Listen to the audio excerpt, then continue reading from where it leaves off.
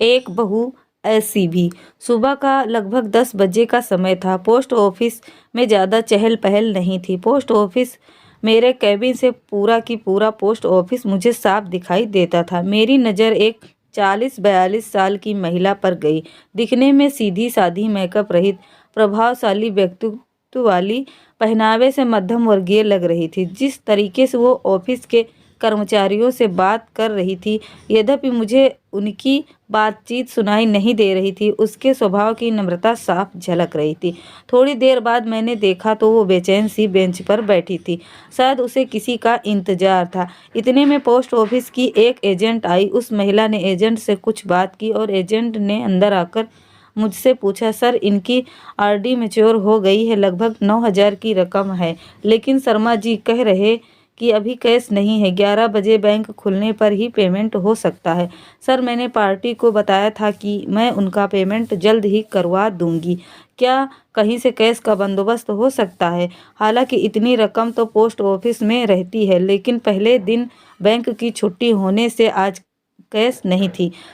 मैंने शर्मा जी को बुलाकर उनसे बात की, लेकिन उन्होंने कैश उपलब्ध न होने की बात दोबारा दोहरा दी। एजेंट से उस महिला को 11:30 बजे तक इंतजार करने को कहकर मैं अपने काम में व्यस्त हो गया, क्योंकि बैंक खुलने के बाद कैश लाने में भी आधा घंटा तो लगेगा ही। थोड़ी देर बाद मैंने देखा कि एजेंट तो जा चुकी है और वो महिला बड़ी बेसब्री से कैश लाने वाले लड़के का इंतजार कर रही है। 11:35 का वो महिला लगभग रुआसी होकर मेरे केबिन में आकर कहने लगी, सर, मेरी बुजुर्ग सास जो कि 85 साल की है, उनके खाने का समय हो रहा है। मुझे उन्हें समय पर खाना खिलाना है।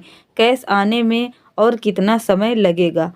अब लड़का आता ही होगा। उसे देखकर सहज ही अनुमान लगाया जा सकता था कि उसके लिए एक एक मिनट कितना महत्वपूर्ण है।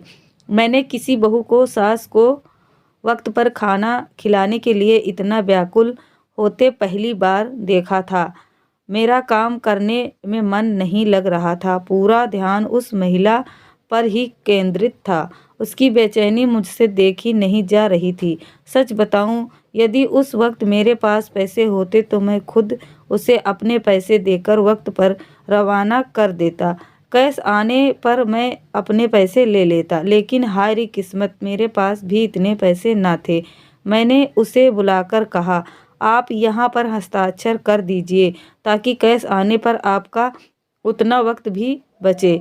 उसने हस्ताक्षर कर दिए और बेंच पर जाकर बैठ गई। 11:45 हो गए, लेकिन लड़का नहीं आया। अब उसका धैर्य जवाब देने लगा। वो मेरे पास आकर कहने लगी, सर, मैं अब इंतजार नहीं कर सकती, मैं जा रही हूँ। मुझे मेरी सास को वक्त पर खाना खिलाना है, चाहे इसके लिए मेरा इतने रुपयों का नुकसान ही क्यों ना हो जाए। और वो सचमुच में चली गई।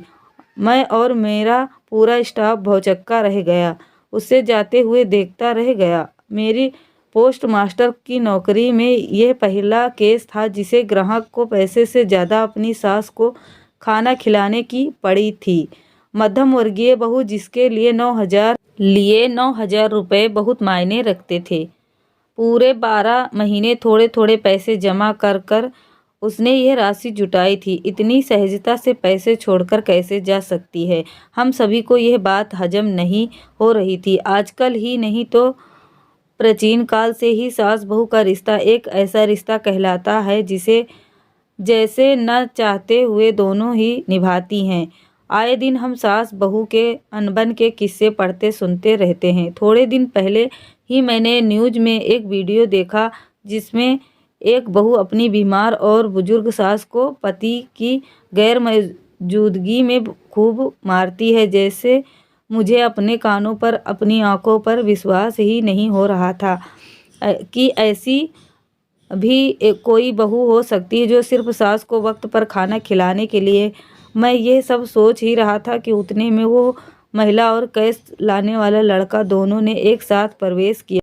हुआ ये कि जैसे ही वो महिला बाहर गई वैसे ही उसे लड़का आते हुए दिख गया। हमने जल्दी से उसे कैश देकर रवाना किया। मुझे और मेरे पूरे स्टाफ को ऐसे लग रहा था कि जैसे हमने उस महिला को कैश सौंप कर बहुत बड़ा काम किया है। अभी भी जब भी वो घटना याद आती है तब आंखों देखी घटना होने के बावजूद भी विश्वास कर पाना कठिन होता है कि क्या ऐसी भी कोई बहू हो सकती है। कहानी अच्छी लगे तो लाइक शेयर एंड सब्सक्राइब।